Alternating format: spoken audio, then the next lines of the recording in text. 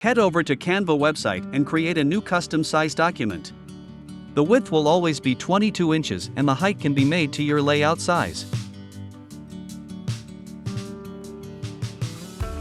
Next, we will drag and drop images over to the design space.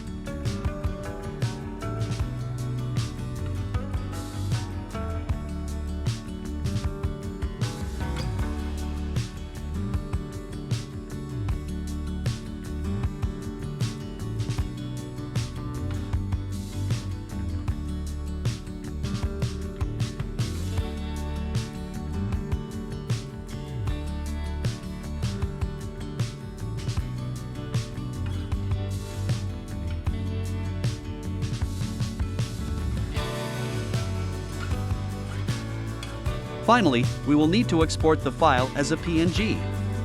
Click the Share button and make sure Transparent Background is selected and hit Download. I am unable to do these functions because you will need Canva Pro to access them.